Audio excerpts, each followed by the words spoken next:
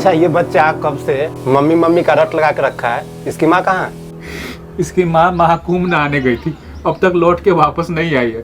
पता है वहाँ भगदड़ मची थी, सैकड़ों लोग मारे गए, हजारों की संख्या में लोग घायल हुए, कितनों को तो परिवार मिल नहीं रहे हैं, न जाने बेचारी किस हालत में होगी।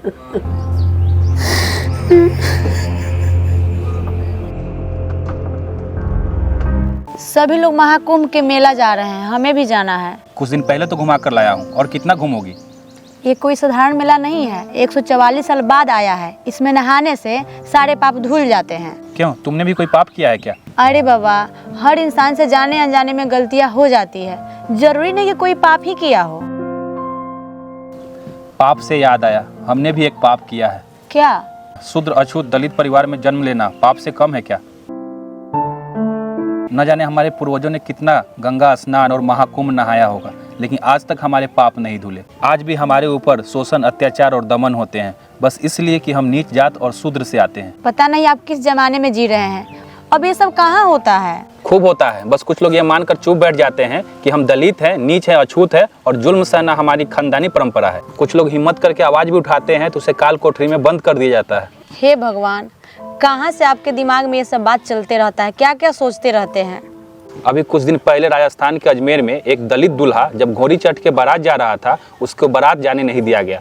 तो क्या उसका शादी नहीं हुआ? शादी तो हुआ, 200 पुलिसकर्मी लगे उस बारात को घर तक लाने के लिए। पता नहीं ये घोड़ी इनके कौन से रिश्तेदार लगते हैं जो चढ़ने पर तिलमिला उठते हैं। जिसके साथ होता है वो समझे, मेरे साथ नहीं ना हुआ है। यही मानसिकता तो हमारे ऊपर हो रहा है शोषण अत्याचार का कारण है।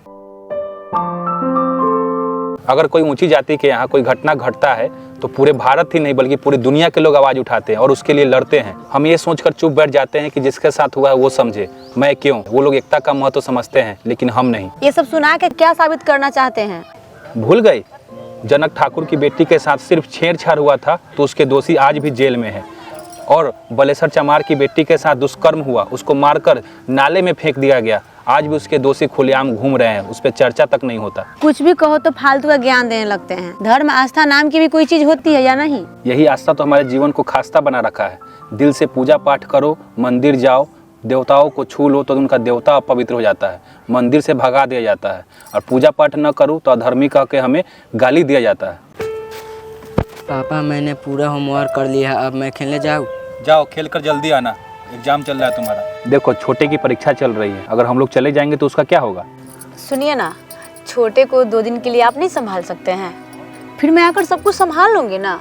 देखो, आज तक तुम्हारी खुशी के लिए जो हो सका मैंने किया, लेकिन जब तुम इन सब चीज़ों के लिए बोलती हो ना तो मुझे ठीक नहीं लगता है। सुनिए ना, लास्ट बार बोल रही हूँ, फिर कभी नहीं बोलूँगी। ठीक है, जाओ घूम आओ, मैं तब तक छोटे का ख्याल रखता हूँ।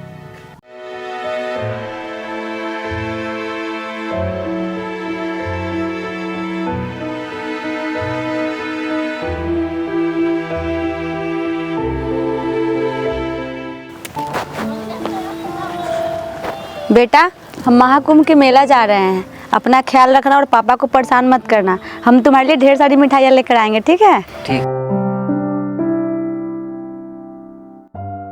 ये जी जा रहे हैं, आप अपना ख्याल रखिएगा। ठीक है, खुश रहो, तुम भी अपना ख्याल रखना। ठीक है, जाओ।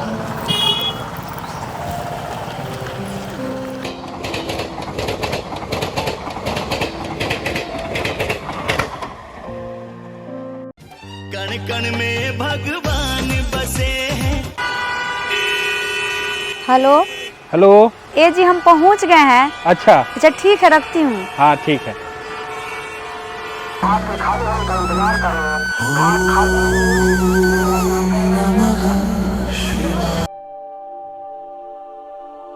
अरे ओ रामरूप चाहे, क्या हुआ बुआ? चाची भी महाकुंभ नहाने गई थी ना? हाँ गई थी, कोई बात है क्या? वहाँ भगदड़ मची, बहुत लोग मर गए हैं। क्या? ठीक है, हम भी पता करने जा रहे हैं, अभी पता कीजिए।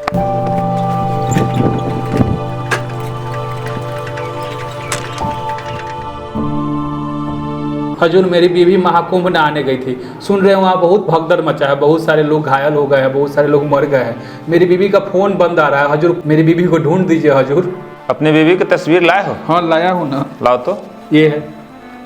ठीक है, तुम जाओ, हम पता लगाते हैं। हजूर मेरा बच्चा बीमार है, जल्दी से ढूंढ दीजिए हजूर। ठीक है, हम कोशिश करते हैं।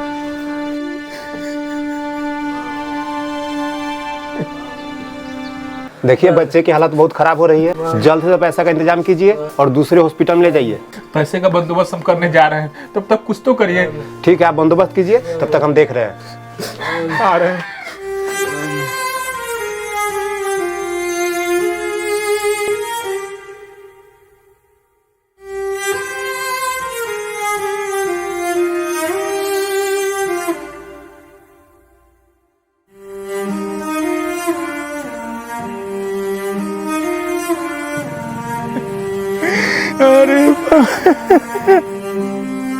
अरे बोले थे ना वहां मत जाओ, बाप रे। अरे वो लोग धर्म आस्था के नाम पर हम सबको भेड़ बकरी समझते हैं, क्यों नहीं समझे?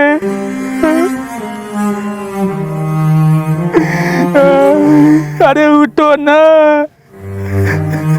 अरे अपना छोटे हॉस्पिटल में भर्ती है, अरे तुमको देखकर वो कहीं ठीक हो जाएगा, उठो ना। अरे कोई नहीं है हमारा, उठ जाओ ना। तुम्ही लोगों ने प्रचारित किया था कि वहाँ पे देवभूमि है, वहाँ पे अमृत की वर्षा होने वाली है, तो भगदड़ क्यों मची? बताओ ना, भगदड़ क्यों मची? तुम्ही लोगों ने प्रचारित किया था कि वहाँ पे भगवान रहते हैं, तो आग क्यों लगी? तुमने ना बताया था कि भगवान इंद्र वर्षा के देवता है, तो जब आग लगी तो उसने बारिश क्यों नहीं की? बोलो ना, अब बोलते क्यों नहीं हो? अरे ये कैसा धर्म है जहाँ पे पाप करने और धोने की व्यवस्था है?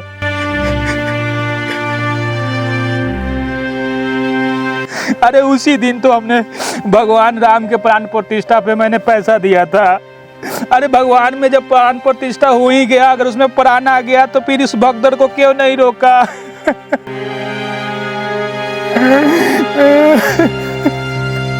अरे भगवान को अगर सच्चे श्रद्धा से अगर पूजते भी हैं, मंदिर भी जाते हैं, तो हमें अछूत कहकर लात मारकर भगाया जाता है, फिर भी पूजा करते हैं। ये भगवान की कृपा हम पे क्यों नहीं आती? अरे पापियों, कोई अच्छा काम होता है तो बोलते हो भगवान की कृपा है, अगर बुरा होता है तो बोलते हो भाई होनी को कौन टाल सकता है, और हम गंवार लोग मान भी लेते हैं।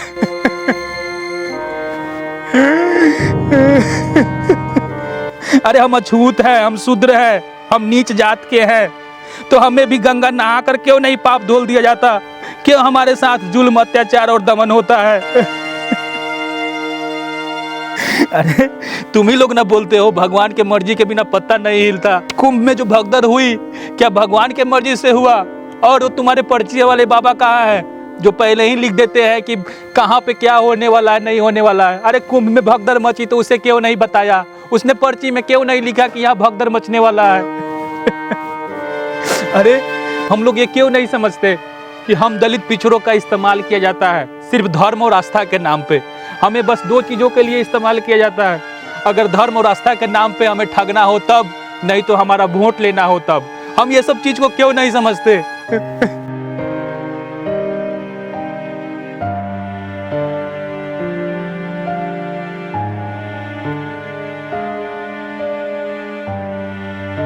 यदि जा रहे हैं, आप अपना ख्याल रखिएगा। सुनिए ना, लास्ट बार बोल रही हूँ, फिर जिद नहीं करूँगी। ठीक है, जाओ घुमाओ, मैं तब तक छोटे का ख्याल रखता हूँ। बेटा, हम महाकुंभ के मेला जा रहे हैं, अपना ख्याल रखना और पापा को परेशान मत करना। हम तुम्हारे लिए ढेर सारी मिठाइयाँ लेकर आएंगे, ठीक है?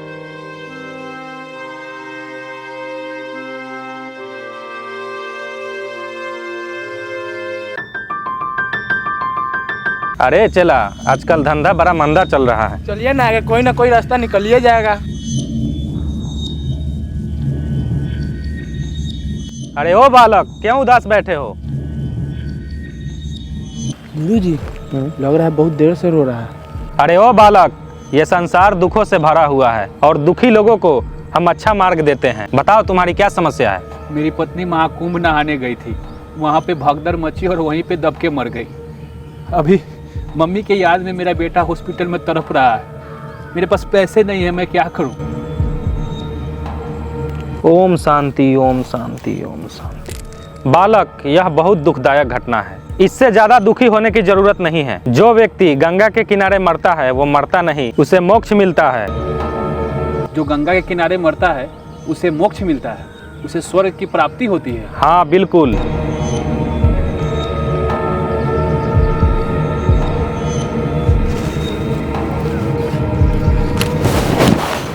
गुरुजी गुरुजी गुरुजी गुरुजी कहाँ ले जा रहे हैं हमारे गुरुजी को?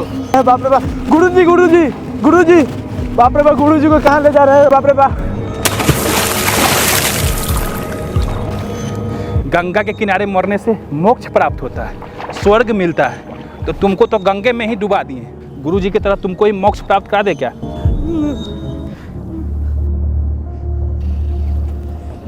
साला धोती में ही मुतले भत।